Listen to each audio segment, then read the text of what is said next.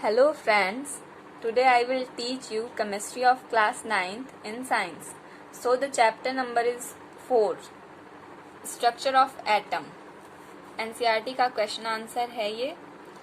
First question है what are canal rays. Canal rays क्या है?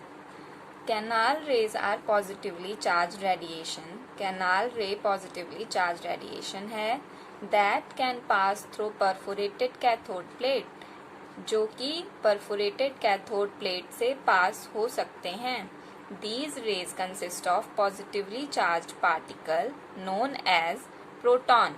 ये पॉजिटिवली चार्ज पार्टिकल से मिलके बने होते हैं जिन्हें हम प्रोटॉन कहते हैं. Canal raise. जब गोल्डस्टीन अपना प्रैक्टिकल कर रहे थे तो उन्होंने ट्यूब में एक तरफ एनोड लगाया था, एक तरफ कैथोड लगाया था, और उस ट्यूब में हाई वोल्टेज और लो प्रेशर दिया उन्होंने. तो जो एनोड था पॉजिटिवली चार्ज प्लेट था, उससे कुछ एटम्स निकल रहे थे, और जो कैथोड प्लेट था उससे जब निगेटिव चार्ज पार्टिकल जाके उन एटम्स से कोलाइड करते थे तो उसमें से कुछ पॉजिटिवली चार्ज पार्टिकल निकलते थे जो कि परफोरेटेड कैथोड प्लेट से पास होते थे, और वही जो पॉजिटिवली चार्ज पार्टिकल निकल रहे थे और परफोरेटेड कैथोड प्लेट से पास हो रहे थे उन्हीं को कहते हैं कैनाल रे. हमारा सेकंड क्वेश्चन है if an atom contain 1 electron and 1 proton. अगर एक एटम एक इलेक्ट्रॉन और एक प्रोटॉन कंटेन किया है, will it carry any charge और नॉट. तो क्या वह कोई चार्ज अपने ऊपर रखेगा या नहीं. An electron is a negatively charge particle.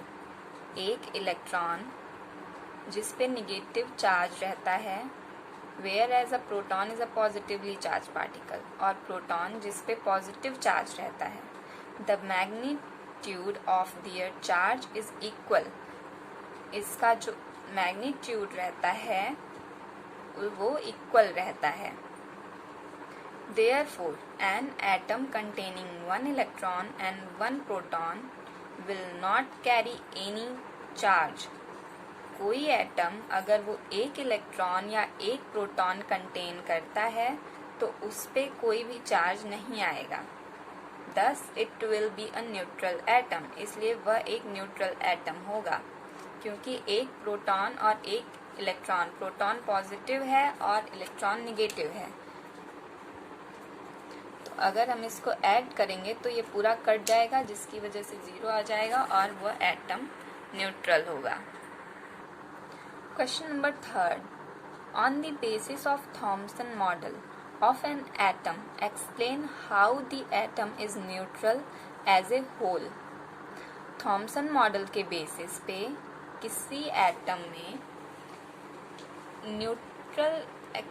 Neutral कैसे होता है. How an atom is neutral as a whole.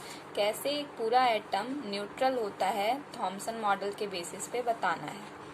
Thomson model of an atom. An atom consists with negative and positive charge. एक एटम वो निगेटिव और positive charge से मिलके बना हुआ होता है. ये Thompson model of the atom कहते हैं. Which are equal in number and magnitude. जो कि इक्वल नंबर होता है और इक्वल मैग्नीट्यूड होता है उसका. जो एटम है जिसमें जो निगेटिव और पॉजिटिवली चार्ज से मिलके बना होता है उसमें इक्वल नंबर और इक्वल मैग्नीट्यूड होता है. So they balance each other as a result of which atom as a whole is electrically neutral. जिसकी वजह से वो एक दूसरे को बैलेंस कर लेते हैं, जिसका रिजल्ट ये होता है कि कोई एटम इलेक्ट्रिकली न्यूट्रल होता है. कोई एटम है वो निगेटिवली और पॉजिटिवली चार्ज पार्टिकल से मिलके बना होता है और नंबर ऑफ मैग्नीट्यूड उसका इक्वल होता है, जिसकी वजह से वो एक दूसरे को बैलेंस कर लेते हैं, जिसका रिजल्ट ये आता है कि वह एटम इलेक्ट्रिकली न्यूट्रल होता है। हमारा फोर्थ क्वेश्चन है, on the basis of Rutherford's model. On the basis of Rutherford model of an atom, which subatomic particle is present in the nucleus of an atom? Rutherford model of atom के basis पे which subatomic particle is present in the nucleus of an atom? कौन सा subatomic particle present रहता है nucleus में, वो बताना है। On the basis of Rutherford model of an atom, Rutherford model of an atom के बेसिस पे proton are present in the nucleus. तो न्यूक्लियस में प्रोटॉन प्रेजेंट होते हैं, ये रदरफोर्ड ने बताया था। यही इस क्वेश्चन में पूछ भी रहा है। Question 5, draw sketch of Bohr's model of an with 3 shells. Sketch draw करो बोर मॉडल का और जो 3 सेल्स हैं उनके बारे में बताना है। तो ये स्ट्रक्चर है, स्केच है बोर मॉडल का। इसमें सेंटर में जो पॉजिटिवली चार्ज होता है वो न्यूक्लियस होता है। उसके बाद जो सेल होता है वो के सेल होता है। के सेल के बाद जो सेल होता है वो एल सेल होता है, और एल सेल के बाद जो सेल होता है वो एम सेल होता है। के सेल नंबर 1 बोलते हैं, जिसका n इज इक्वल टू 1 होता है। L shell n is equal to 2 होता है। M shell n is equal to 3 होता है। What do you think would be the observation if the alpha particle scattering experiment is carried out using a foil of a metal other than gold?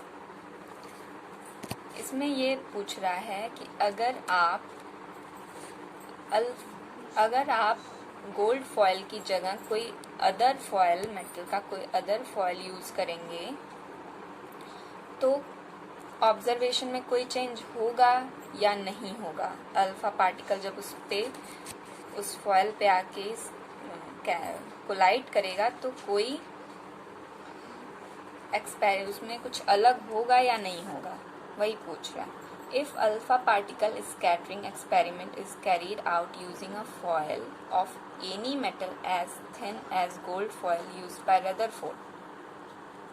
If alpha particle scattering experiment, अगर alpha particle scattering experiment हम कोई और foil लेके करते हैं तो वो gold के जितना थिन नहीं हो पाएगा। जो कि रदरफोर्ड ने लिया था गोल्ड फॉयल, वो गोल्ड फॉयल के जितना थिन नहीं होगा। There would be no change in observation,